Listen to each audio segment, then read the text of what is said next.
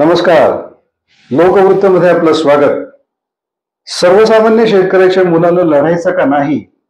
वाई खंडाळा विधानसभा मतदारसंघाचे अपक्ष उमेदवार पुरुषोत्तम जाधव यांचा सवाल. वाई इथं तिरंगी लढत होत असून सातारा जिल्ह्यातील वाई विधानसभा मतदारसंघातून कट्टर शिवसैनिक पुरुषोत्तम जाधव हे अपक्ष म्हणून रिंगणात उतरलेत. या लढतीकडे संपूर्ण राज्याचं लक्ष लागलंय. वारंवार तयारी करून महायुतीकडून मला डावललं गेल्यामुळं मी अपक्ष म्हणून मैदानात उतरलो आहे. सर्वसामान्य शेतकऱ्याच्या मुलानं लढायचं नाही का, असा सवाल करत वाई खंडाळा मतदारसंघाचे अपक्ष उमेदवार पुरुषोत्तम जाधव आक्रमक झालेत. पुरुषोत्तम जाधव हे कडवट शिवसैनिक आहेत. काँग्रेस आणि राष्ट्रवादीचा बालेकिल्ला असलेल्या सातारा जिल्ह्यात गेल्या अनेक वर्षांपासून जाधव यांनी शिवसेनेचा भगवा फडकवत ठेवलाय. गेल्या 2.5 वर्षात जिल्हा प्रमुख म्हणून त्यांनी संपूर्ण जिल्हा पिंजून काढलाय. वाडी वस्तीवर जाऊन संघटना बांधली. त्यामुळे पुरुषोत्तम जाधव यांचं दुर्गम खेडोपाड्यात मोठं नेटवर्क तयार झालंय. या निवडणुकीत पुरुषोत्तम जाधव यांच्या उमेदवारीमुळे मकरंद पाटलांची आमदारकी ही धोक्यात आली आहे. वाई विधानसभामध्ये सध्या तिरंगी लढत होत आहे आणि एकनाथ शिंदेचे सातारा जिल्हा शिवसेनाचे प्रमुख आहेत पुरुषोत्तम जाधव यांनी बंड केलेला आहे. महायुतीमध्ये बंड करताना त्यांनी थेट मकरंद पाटील यांच्याशी झुंज द्यायचं ठरवलेलं आहे. ही झुंज का द्यायचं ठरवलं याच्या मागची कारणं आपण त्यांच्याकडनं जाणून घेऊयात. तुम्ही अपक्ष निवडणूक लढत आहात. खरं तर एकनाथ शिंदे आपल्याच सातारा जिल्ह्यातले आणि तुम्ही जिल्हा प्रमुख शिवसेनेचे राजीनामा देऊन परत या रणांगणात उतरलात, काय सांगा? हे बघा, मी बाळासाहेबांचा कट्टर शिवसैनिक आहे आणि तुम्ही यापूर्वी पण तुम्ही पाहिले, जेव्हा अन्याय होतो तेव्हा मी त्या अन्यायाला वाचा फोडण्यासाठी मी मैदानात उतरतो. तुम्हाला आठवत असेल 2009ला लोकसभा लढल्यानंतर जवळपास 2.5 लाख मतं मला उदयनराजेंविरुद्ध मिळाली होती आणि 14ला काही कारण नसताना मित्रपक्षाला त्यावेळी मतदारसंघ सोडण्यात आला आणि मग त्या 2.5 लाख मतदारांचा विचारच केला नाही आणि म्हणून त्यावेळी देखील मी लोकसभा राजीनामा देऊन अपक्ष लढला होता. मोदी लाटेमध्ये मला जवळपास 1,56,000 मतं त्यावेळी पडली होती आणि नंतर मी खरं तर 2 लोकसभा 2 विधानसभा लढलोय, परंतु सातत्याने डावलण्यात येतं. आज मी महायुतीच्या माध्यमातून गेली 20 वर्ष काम करतोय. आज या गेल्या 2.5 वर्षाच्या काळामध्ये एकनाथ शिंदे मुख्यमंत्री झाल्यानंतर त्यांनी मला जिल्हा प्रमुख पदाची जबाबदारी दिल्यानंतर मी या जिल्ह्यामध्ये सेनेची बांधणी केली होती. साहेबांनी मला वाई विधानसभा मतदारसंघ तुम्ही बांधा असं आदेश दिला होता आणि त्याप्रमाणे मी या मतदारसंघाची बांधणी केली होती. साहेबांनी मला निधी दिला. मी अनेक गावामध्ये निधी देखील टाकला आणि असं असताना अचानक लोकसभेला अजितदादा गट आमच्या मानगुटीवर येऊन बसला महायुतीमध्ये आणि त्यामुळं आज कारण नसताना ही जागा आम्ही सेनेची जागा असताना देखील ती सोडावी लागली आणि सातत्याने असं जर डावलण्यात येत असेल तर मग पर्याय नाहीये आणि म्हणून मी या ठिकाणी अपक्ष लढण्याचा निर्णय घेतला. कारण या मतदारसंघातले विद्यमान आमदार गेली 15 वर्ष आमदार आहेत, परंतु फक्त घराणेशाही आणि दादागिरी या माध्यमातून ते काम करतायत. तुम्ही बघताय आज पर्यटन स्थळ महाबळेश्वरची काय परिस्थिती आहे. आज या ठिकाणी थंड हवेच्या ठिकाणी पर्यटक येतात, परंतु या ठिकाणी इतका या वाहतूक कोंडीचा त्रास होतो की सगळ्यांची थंड झालेली डोकी इथे येऊन गरम होतात. अशी परिस्थिती या महाबळेश्वरमध्ये. बरं, आता ही निवडणूक लढताना खरं तर अपक्ष म्हणजे निवडणूक ही फार कठीण असते. ठीक आहे, तुम्हाला लोकसभेचा अनुभव आहे, आपण त्याच्याबद्दल काही दुमत नाही.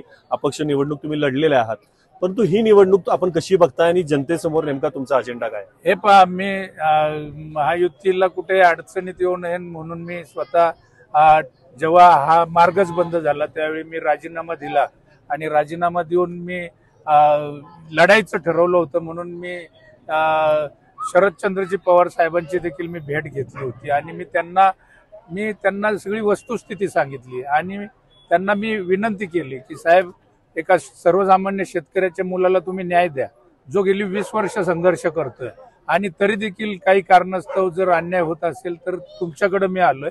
तुम्ही जर मला तिकीट दिलं तर एकतर वाई विधानसभेचे रखडलेले प्रश्न मी मार्गी लावेल, त्याचप्रमाणे खंडाळा तालुक्याला न्याय दिल्यासारखं पण होईल. कारण गेल्या स्वातंत्र्योत्तर काळामध्ये खंडाळ्याला स्वतःचा लोकप्रतिनिधीच मिळाला नाही आणि त्यामुळे तिथल्या देखील अडचणी प्रचंड मोठ्या प्रमाणात आहे. आज या ठिकाणी आमच्या या तालुक्याचे सुपुत्र मुख्यमंत्री झाले, त्यामुळे आज तुम्ही बघताय की पर्यटनाला चालना मिळाली. त्यांनी खूप काम केलं.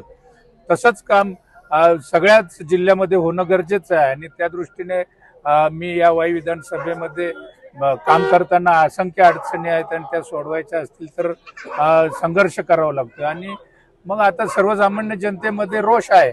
विद्यमान आमदारांनी फक्त स्वतःचं घर भरायचं काम केलंय. त्यांना काही देणं घेणं नाहीये. फक्त सगळीकडं सगळी पदं माझ्या घरामध्ये पाहिजेत. सगळं जे काय आहे ते फक्त मीच. या जिल्ह्यात देखील अशी परिस्थिती आहे की यांना दुसरं कोणी दिसत नाही. यांना असं वाटतं की जे काय लायक आहे ते लायकीचे उमेदवार म्हणजे ह्यांचं घर आहे. आणि ही जी भावना आज सर्वसामान्य जनतेपर्यंत पोहोचलेली आहे आणि सर्वसामान्य जनतेमध्येच आज उठावाची परिस्थिती आहे. आणि त्यामुळे सर्वसामान्य जनतेच्या रोषाला या आमदारांना सामोरं जावं लागेल. पवार साहेबांनी जे तिकीट त्यांनी पण घराणेशाहीला चालना दिली आहे. त्यांनी जे तिकीट दिलंय त्या आमच्या भगिनी पिसाळ मॅडम त्या काही गेले 10-12 वर्ष काही काम करत नाहीयेत. कुठेही त्या राजकारणाच्या कुठल्याही स्टेजवरती कुठल्याही समाजकारणाच्या ह्याच्यात त्या दिसलेल्या नाहीयेत. परंतु फक्त त्यांना देखील त्यांच्या सासऱ्यांचा वारसा आहे आणि म्हणून त्यांना तिकीट देण्यात आलं. आणि खरं तर ही फार दुर्भाग्यपूर्ण गोष्ट. मला याच्यामध्ये आणखीन शिरायचंय की तुम्ही ज्यावेळेस शिंदे साहेबांबरोबर मी स्वतः पाहिलेलं आहे, तुम्ही दऱ्यामध्ये असायचा, त्यांच्या सगळ्या कार्यक्रमांना बरोबर असायचा. तिथनं तुम्ही बाहेर पडला, शरद पवारांच्या संपर्कातही होता. दोन्ही ठिकाणचा अनुभव तुम्हाला काय आला? कशा पद्धतीने दोन्ही मोठ्या मोठ्या पक्षांनी तुम्हाला डावललं? कळून दे नेमकं काय घडलं ते. हे बघा, माझा अनुभव तुम्ही बघताय की मी प्रामाणिकपणे काम करणारा शिवसैनिक आहे.